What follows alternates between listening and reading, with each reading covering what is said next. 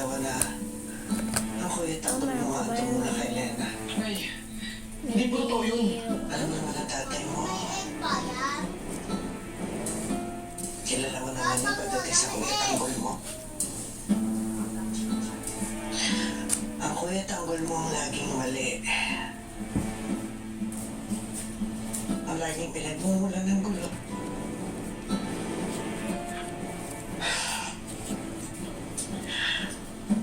Pinag-usapan ko kasi ang kuya mo eh.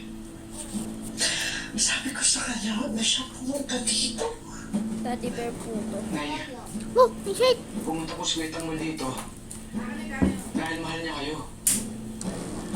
Dahil anyang ginagawa sa inyo ni tatay, yung rap-rapa ngayon binabastos.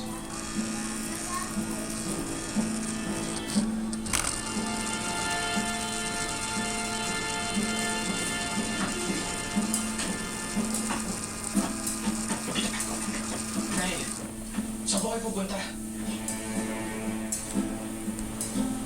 Hinga. Ito po.